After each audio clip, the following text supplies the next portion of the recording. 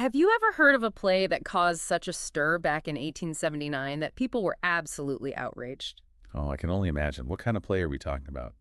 Well, it's about a woman who makes the unthinkable choice to leave her husband and children. It was seen as utterly shocking back then. Wow, that is pretty daring for the 19th century. But guess what? By 2006, it had become one of the most performed plays worldwide. It's pretty incredible, right? And even today, it's still sparking debates and getting people talking. So what's this groundbreaking play that has captured audiences for over a century? We're diving deep into Henrik Ibsen's A Doll's House today. A Doll's House. I'm intrigued. It sounds like a simple domestic drama, but there's obviously much more to it. You got it. We're going to explore why this play continues to have such a powerful impact on audiences, even after all these years. It sounds fascinating. So where are we getting our insights from today? Well, we have Dr. Jasvant Rathod's analysis, which provides a critical perspective on the play. Interesting. And what else? We also have a detailed survey that gives us a really good overview of the story. Oh, nice. So it'll cover the plot, the characters, all that good stuff. Exactly. And it delves into the significance of the play, both when it premiered and how its relevance has evolved over time. I see. So we'll be looking at its historical context and its modern-day implications. You got it. And we'll be unpacking the main themes and key social issues that Ibsen explored. With these two sources combined, it sounds like we're in for a pretty comprehensive deep dive today. Exactly. For you, the listener, we're going to uncover the reasons why Nora Helmer's decision to leave her family caused such a sensation back in the day, and why it still resonates so strongly with us today. I'm ready to get started. Unraveling the mysteries behind A Doll's House. Sounds like a captivating journey. So at its heart, A Doll's House revolves around Nora Helmer's big secret. Ooh, a secret. I love a good secret. Lay it on me. Years before the play even begins, she took out a loan. Okay, a loan. What's so secretive about that? Well, this was a pretty significant sum of money, and she did it all without her husband Torvald's knowledge or consent. Ah, I see. The secret loan. That definitely adds intrigue. But why all the secrecy? She needed the money to finance a trip to Italy for Torvald's health. She knew he'd never agree to it, so she took matters into her own hands. Wow, that's quite a risk she took, especially back then. It was a huge risk, but she was determined to save her husband. And she's been secretly working ever since to repay the debt, carefully managing the household finances, and taking on extra work. That's a heavy burden to carry, all while keeping up appearances. Exactly. Meanwhile, Torvald is completely oblivious. He treats Nora more like a child than an equal partner, always calling her his little lark or squirrel. Oof, those pet names are a little patronizing. Totally. He's just been promoted to a prestigious position at the bank, and to everyone else, they seem like the perfect couple. Oh, the classic picture of blissful ignorance. But as we often see, things are not always what they seem. I have a feeling things are about to unravel. They definitely do. Enter Christine Lind, an old friend of Nora's who comes to town looking for work. New character. I wonder what role she'll play in all of this. Well, Nora, being the good friend that she is, convinces Torvald to give Christine a job at the bank. That's kind of her. But I bet this is where things get even more complicated. You're absolutely right. Remember the secret loan? Well, the man who lent Nora the money, Nils Krogstad, also works at the bank. Oh. This can't be good. Sounds like a recipe for disaster. It is. And to understand the gravity of the situation, we need to consider the social context of the time. Back then, women couldn't enter into financial agreements without their husband's consent. So Nora's loan was actually illegal. Exactly. And Krogstad, who's a bit of a shady character himself, sees this as an opportunity to blackmail Nora. Blackmail? What does he want? He's worried about losing his job now that Christine's there, so he threatens to expose Nora's secret to Torvald unless she helps him keep his position. Wow, talk about pressure. Nora's world is about to implode. Right. And to complicate matters further, we have Dr. Rank, a close family friend who's terminally ill. Oh no, that's so sad. What does his illness have to do with Nora's predicament? Well, he also happens to be in love with Nora, which adds another layer of emotional tension to the story. Oh my, so much drama unfolding. This play has everything. Secrets, blackmail, unrequited love, and all set against the backdrop of strict societal norms. It really does. And as the play progresses, the pressure on Nora intensifies. There's this incredibly tense scene where Nora performs a wild tarantella dance at a party. A tarantella? That's a pretty energetic dance. Right. It symbolizes her desperation to distract Torvald from reading a letter from Krogstad. I see. It's like she's dancing on a volcano trying to keep everything from erupting. A perfect analogy. It's a last-ditch effort to keep her secret hidden. But I have a bad feeling her efforts are going to be in vain. Sadly, they are. Despite her best efforts, Torvald eventually finds out about the loan. Oh, this is the moment of truth. How does Torvald react? Well, not well. Let's just say his reaction is not at all what Nora hoped for. Instead of understanding and supporting her, he's furious. He probably feels betrayed, right? I mean, not only did Nora go behind his back, but she also broke the law. He does feel betrayed, but his biggest concern is his own reputation. He's more worried about what people will think of him than about the sacrifice Nora made for his health. That's awful. He's so self-absorbed. It really is. It's a crushing blow for Nora. In that moment, she realizes the shallowness of their marriage. I can only imagine how disillusioned she must feel. She's devastated. But then something unexpected happens. Krogstad has a change of heart. Oh, interesting. What causes his sudden change of heart? Well, he and Christine have reconnected, and it seems their relationship has inspired him to become a better man. That's a lovely twist. So he decides to let Nora off the hook. He does. He returns the incriminating contract and drops all his threats. So everything is resolved, right? Torvald can calm down now, and they can go back to their lives. You'd think so, wouldn't you? But that's not what happens.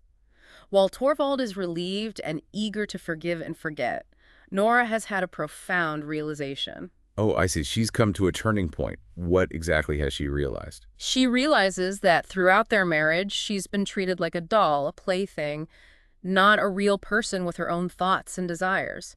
She's been living in a dollhouse of Torvald's making. That's a powerful image. It really captures the feeling of being trapped and controlled. Right, and in a truly shocking move for the time, she decides to leave Torvald and her children. Wow, that's a huge decision. Yeah. I can see why audiences back then were so scandalized. It was a complete rejection of societal expectations. Remember, in the 19th century, a woman's place was seen as being in the home, taking care of her family. So Nora leaving was like a slap in the face to the established social order. Exactly. It sparked a huge controversy. People were horrified that she would abandon her duties as a wife and mother. It's incredible how much power this play had, how it forced people to confront these deeply ingrained societal norms. And here's the thing. Despite the initial outrage, A Doll's House didn't fade away. In fact, it became even more popular over time. By 2006, it was one of the most performed plays in the world. That's remarkable. What do you think accounts for its enduring appeal? Why does this play still resonate with audiences today? Well, I think it's because it goes beyond the specific issue of 19th century gender roles and explores more universal themes that everyone can relate to. I see what you mean. It's about more than just a woman leaving her husband. It's about human nature, our desires, our struggles. Exactly. And one of the major themes is the sacrificial role that society often expects women to take on. We see this clearly with Nora, right? She sacrificed her own needs and desires for the sake of her family. And she's not the only one. Christine Lind also made significant sacrifices in her past. She chose financial security to support her family over marrying the man she loved. And we can't forget the nanny who had to give up her own child to care for Nora's. It's a poignant example of the sacrifices women were often expected to make. It's a recurring theme throughout the play. It highlights the limited choices available to women at that time and the pressure they face to conform to certain expectations. The play also does a brilliant job of showing how appearances can be deceiving. Oh, absolutely. We see this with almost every character. At first glance, Nora seems like a carefree, even frivolous woman. But as we get to know her, we realize she's much stronger and more capable than we initially thought. Exactly. And Torvald, who initially appears to be the loving, supportive husband, turns out to be selfish and concerned only with his own reputation. Even Krogstad, the so-called villain of the play, shows a surprising depth of character as the story progresses. Right. A Doll's House reminds us that we shouldn't judge people based on surface impressions, because there's often more to the story than meets the eye. And this all ties in with another major theme, the recursive nature of gender roles. Absolutely. The play really shows how societal expectations limited women's opportunities back then. Remember, Nora couldn't even get a loan without her husband's permission. Right. And it wasn't just about finances. It was about their entire lives. They were expected to be wives and mothers, and anything outside of those roles was frowned upon. And these expectations trapped everyone, not just women. Torvald also felt the pressure to conform to societal norms of what it meant to be a man. It's fascinating how Ibsen shows the impact these rigid roles have on everyone, both men and women. Another key element that drives the plot is deceit.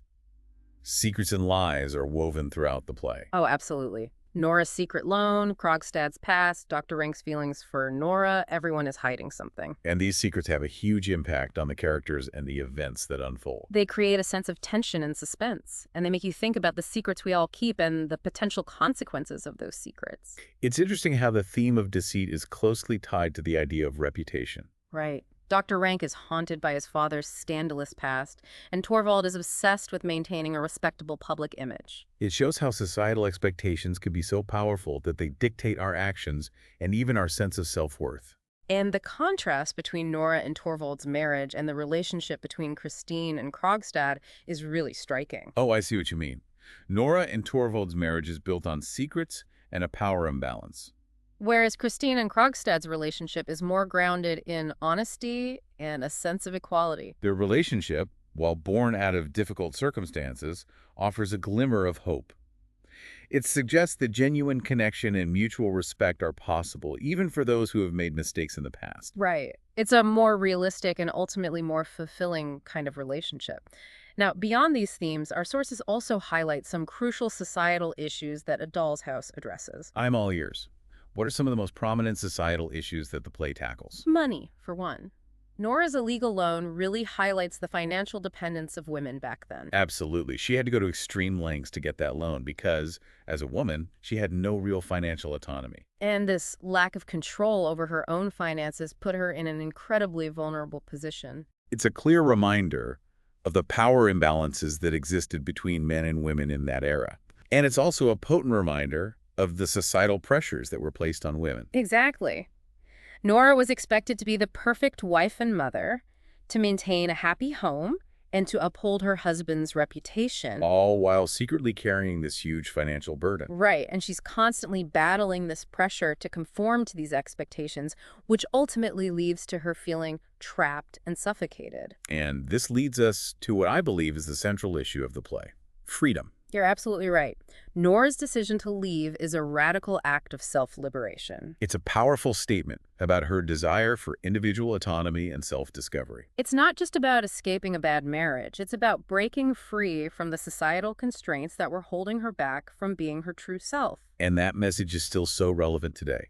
We all crave freedom and the ability to make our own choices in life. I couldn't agree more. It's incredible to think that this play, which was so controversial in its time, went on to become a global phenomenon. It's mind-boggling, isn't it?